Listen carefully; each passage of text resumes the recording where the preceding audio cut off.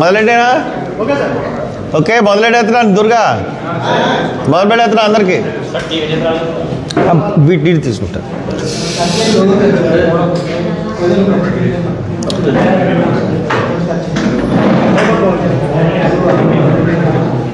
అందరికీ నమస్కారం.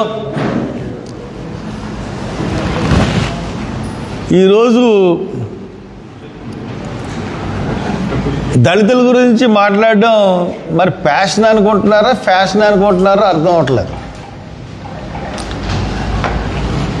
TTD chairman Naidu ఆయన మొన్న మాట్లాడుతూ ప్రతి దళితవాడల్లో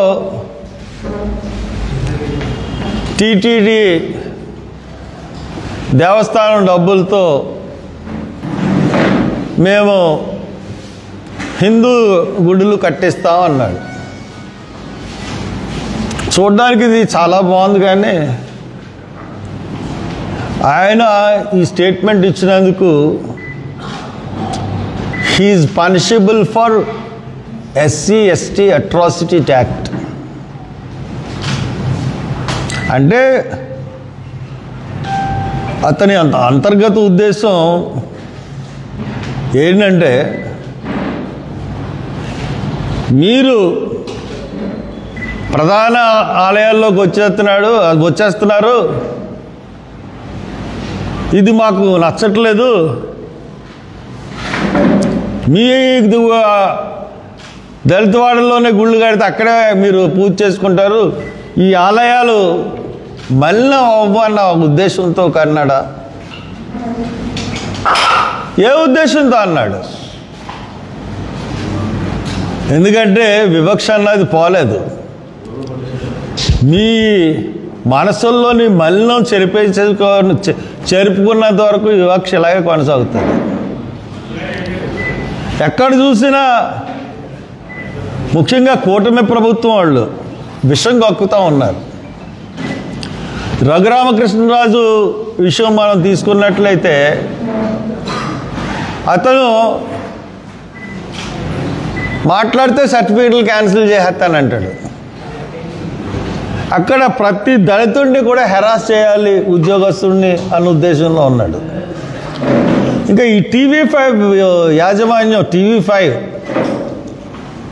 మరి ఎంత దారుణంగా అతను టీటీడీ చైర్మన్ మాట్లాడాడంటే, దళితవాడల్లో నువ్వు ఎవడు అసలు గుడి కట్టించడానికి? వాళ్ళకి ఏ గుడి కావాలంటే వాళ్ళు నిర్ణయించుకుంటే వాళ్ళు కట్టుకుంటారు. నిన్ను అడిగితే తప్పకుండా సహాయం చేయి, అంతేగాని దళితులు ప్రధాన ఆలయాలకు వెళ్లకుండా అడ్డు కట్టడానికి ఈ ఎత్తేసావా? ఇంతకుముందు కూడా మీ యొక్క భాష భావం, భాషజాలం అంటే నేను ఎందుకు చెప్తున్నానంటే, మీరు కమ్మ సమాజానికి చెందిన వాళ్ళు, అంతకుముందు కూడా ఒక రెడ్డి సమాజానికి చెందిన వ్యక్తి, మీరేమో ఇప్పుడు టీటీడీ చైర్మన్ నాయుడు, అంతకుముందు భూమన కరుణాకర్ రెడ్డి, ఆయన కూడా ఒక స్కీమ్ పెట్టాడు. ఆ స్కీమ్ ఏంటంటే దళిత బంధు. అంటే దళిత వాడల్లోకి వెంకటేశ్వర స్వామి అని తీసుకెళ్తాం. అంటే దళితులు తిరుపతి రాకుండా వెంకటేశ్వర స్వామినే మీ వాడల్లోకి తీసుకొస్తామని చెప్పి తీసుకుని వెళ్ళాడు. విగ్రహాలు చేయించారు. ఆ విగ్రహాల్లో దళిత వాడల్లో పూజలు చేయించారు. కొంతమంది జంటలకు ఆశీర్వాదం ఇచ్చేశారు, కొంతమందికి పెళ్ళిళ్ళు చేశారు. చేసిన తర్వాత ఆ విగ్రహాలని మెయిన్ విగ్రహాల్లో కలిపితే మలినం అయిపోతాయని స్టోర్ రూమ్లో పడేశారు. నిజం కాదా? ఈ వార్తాపత్రికల్లో రాలేదా? కాబట్టి మీరు అంటే రెడ్డి అయినా కమ్మ అయినా ఎవరైనా కానీ మీ మనసుల్లో అందరూ సమానమైన భావంతో మీరు చూడండి. మాకు అంటే దళితులకి ఒక ఆలయాలు కట్టేస్తే వాళ్ళు సమానమైపోరు. దళితుల్ని ప్రధాన ఆలయాల్లోకి తీసుకుని వచ్చి అక్కడ వివక్ష లేకుండా చూడండి. ఎందుకంటే ఈ యొక్క ఆంధ్రప్రదేశ్లోనే కాదు ఈ సబ్జెక్టు, రాజస్థాన్లో బేబీ అని చెప్పి ఒక అపోజిషన్ లీడర్ ఉంటే, సిఎల్పి లీడరు, ఆమె గుడిలోకి వెళ్ళినందుకు ఆ గుడి మలినమైపోయిందని చెప్పి ఆవు మూత్రంతో శుభ్రం చేశారు. అటువంటి సంకుచిత భావాలున్న పార్టీ బీజేపీ పార్టీ. ఆ పార్టీతో అంటగాగుతున్నాడు చంద్రబాబు నాయుడు, ఆ పార్టీతో అంటగాగుతున్నాడు జగన్మోహన్ రెడ్డి, ఆ పార్టీతో అంటగాగుతున్నాడు పవన్ కళ్యాణ్. వీళ్ళు బీజేపీని మెప్పించాలని ఈ చైర్మన్లు వీళ్ళు మమ్మల్ని కించపరిచి, మా వాడల్లో మీరేంటి కట్టేది? అసలు ప్రధాన ఆలయాల్లోకి ఎటువంటి అడ్డంకులు లేకుండా మీరు మాకు ప్రవేశం ఇవ్వండి, వివక్ష చేయకండి. అంతేగాని దళితులని చెప్పి మొన్న కైకలూరులో చూశాను నేను, దానగూడెం. అరే గణేష్ నిమజ్జనానికి వెళ్తే, నిమజ్జనానికి వెళ్ళిన నిమజ్జనంలో 2 దళితులు కలిశారని కొట్టారు. నిమజ్జనానికి తీసుకెళ్తున్నప్పుడు కూడా దళితులు ఆ ఊరేగింపులో ఉండడానికి ఇష్టపడిన మనస్తత్వం కల సమాజంలో మనం ఉన్నాం. కొట్టడమే కాకుండా వాళ్ళు చంపేస్తారేమో అని చెప్పి పోలీసులు ఆ దళిత గూడానికి కాపలా ఉంటే డ్రోన్లు ఎట్టి ఎక్కడెక్కడ ఉన్నారో ఎతికారు. అంత పనికిమాలిన చర్యలు మానేయండి. కాబట్టి ఈ కూటమి వచ్చిన తర్వాత, నేను కూటమిలో ఉన్నా కూడా భూమన కరుణాకర్ రెడ్డిని కూడా దళిత బంధు, ఇట్స్ ఎ ఫెయిల్యూర్. ఇప్పటికీ దళిత వాడల్లోకి హిందూ దేవాలయాలు నిన్ను ఎవడన్నా అడిగాడా?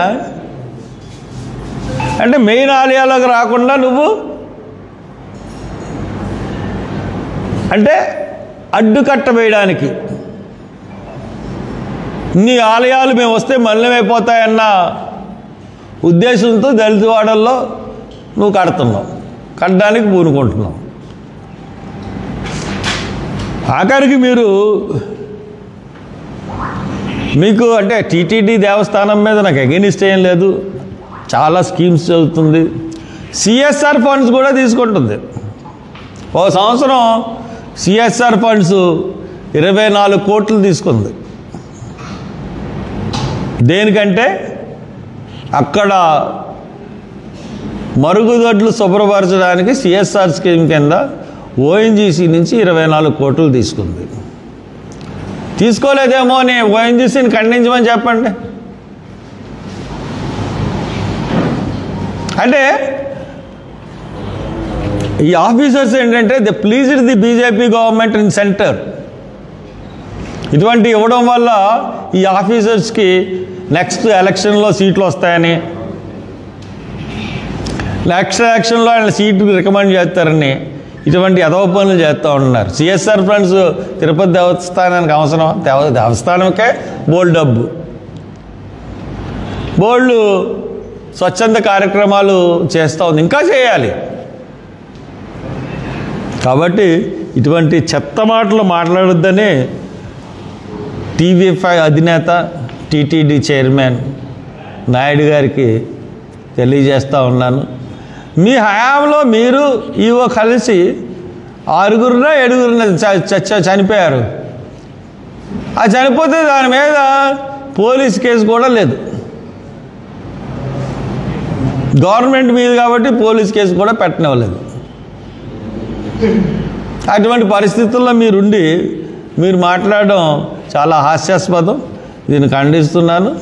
మీరు కూడా ఇటువంటి అదవ స్టేట్మెంట్ లేకుండా వెనక్కి వెళ్ళమని చెప్పి టీవీ5 చైర్మన్కి, టీటీడీ చైర్మన్ నాయుడికి విజ్ఞప్తి చేస్తా ఉన్నాను.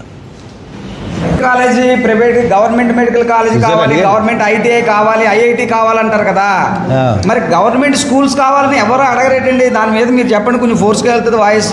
ఏమంటే కరోనా వచ్చినప్పుడు ప్రతివాడు గవర్నమెంట్ హాస్పిటల్కి పరిగెట్టాడు. ఎందుకంటే ఇంకే హాస్పిటల్లోనూ కరోనాకి సరైన ట్రీట్మెంట్ చేయట్లేదు. ఒక గవర్నమెంట్ హాస్పిటల్లోనే కరోనాకి ట్రీట్మెంట్ జరుగుతుంది. గవర్నమెంట్ ఉద్యోగాలు ప్రాణాల కొద్దీ మమ్మల్ని చేత్తో పట్టుకుని మరీ చూసి మాకు సేవలు చేస్తున్నారు. ప్రైవేట్ దాంట్లో అలాగా మంచం ఇచ్చి ట్యాబ్లెట్లు కూడా ప్లాస్టిక్ వేసుకుని దూరం నుంచి అందిస్తున్నారు, కిటికీల్లో పెడుతున్నారు మందులు అయ్యి. కాబట్టి గవర్నమెంట్ హాస్పిటల్లోకి వెళ్తే మేము బతుకుతామని చెప్పేసి 250 గవర్నమెంట్ హాస్పిటల్ బెడ్డింగ్ కెపాసిటీ అయితే 600 బెడ్స్ వేశారు. బెడ్స్ అద్దెకి తెప్పించి వేసి అలాగ ఆదుకున్నారు. ఇప్పుడు ప్రైవేట్లో మన డిఎస్సి జరిగింది. డిఎస్సిలో మెరిటోరియస్ స్టూడెంట్స్, మెరిటోరియస్ పీపుల్, బాగా మెరిట్ ఎవరికైతే ఉంటుందో వాళ్ళకే వస్తాయి. అయ్యో డిఎస్సి రాలేదనుకున్న వాళ్ళందరూ కూడా ఉండిపోతారు. వీళ్ళందరూ ప్రైవేట్లో జాయిన్ అవుతారు. గవర్నమెంట్లో మెరిట్తో మరి సెలెక్ట్ అయిన వాళ్ళ దగ్గరేమో స్టూడెంట్స్ ఉండట్లేదు. మెరిట్ కాని వాళ్ళ దగ్గర స్టూడెంట్స్ కుప్పతెప్పలుగా ఉంటున్నారు. దీనికి కారణం ఏంటంటే డెఫినెట్గా గవర్నమెంట్ స్కూల్ యొక్క స్టాండర్డ్స్ని పెంచాలి.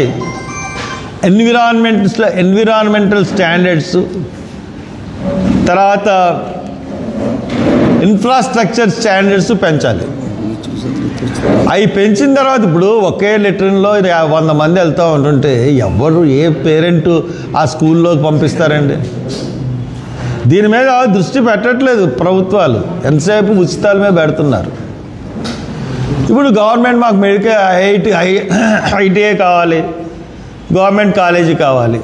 Why not government medical colleges? ఏదైతే దళిత వాళ్ళలో దేవాలయ నిర్మాణం ఉన్నదాన్ని కేవలం వివక్షతగానే చూడాలా, అంటే దాంట్లో క్లియర్గా కనబడుతున్నది మత మార్పిడిని అడ్డుకోవడానికి చూడడమే ఉందండి. ఇప్పుడు మత మార్పిడిని అడ్డుకోవడానికి చూడడం ఏంటి? మీ దళిత వాళ్ళలోకి మేము గుడి కడుతున్నాం, మీరు మేము దేవాలయంకి రావద్దు అనే కదా ఉద్దేశం.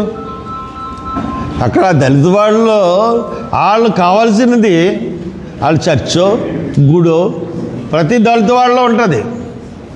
చర్చిలు ఉంటాయి, గుళ్ళు ఉంటాయి, చాలా ఉంటాయి. కానీ మరి వీళ్ళు వివక్ష కిందే మాట్లాడినట్టుగా చూడాలి, చూసి కేసు పెట్టాలి ఆయన మీద, ఎస్సీ ఎస్టీ కేసు. వివక్షతో కూడిన మాటలు మాట్లాడాడు, అది నేను అబ్జర్వ్ చేయమని చెప్తున్నాను సమాజానికి. సరే, ఎడ్యుకేషన్ విషయంలో మీరు జగన్ గారి లాగే చెప్తున్నారు సపోర్ట్గా, అంటే మీరు జగన్ గారికి మద్దతు ఇస్తున్నారా? ఆ విషయంలో వ్యతిరేకిస్తున్నారా? జగన్ గారు అండి గవర్నమెంట్లో మెడికల్ కాలేజీలు పెట్టి దాంట్లో సగం డబ్బులకు అమ్మేసుకున్నాడండి. జగన్ గారు 5 మెడికల్ కాలేజీలు పెట్టి 750 సీట్లకు గాను 375 సీట్లు అమ్మేసుకున్నాడు. ఎవరు ఎక్కువ డబ్బులు ఇస్తే వాళ్ళకి అమ్మేశాడు. 20 లక్షలు, 30 లక్షలు, 40 లక్షలు ఫీజులు పెట్టి అమ్మేసుకున్నామని ఖచ్చితంగా నేను చెప్తుండే. ఇంక నేను జగన్కి మద్దతు ఏంటి? ఇంతకుముందు గవర్నమెంట్ కాలేజీల్లో పాలసీ ఏంటి, అక్కడ అడ్మిషన్ విధానం ఏంటి, ఆ అడ్మిషన్ విధానం చేయాలి తప్పితే ఇప్పుడు పీపీపీలో కట్టినా అలాగే అమ్ముకుంటారు.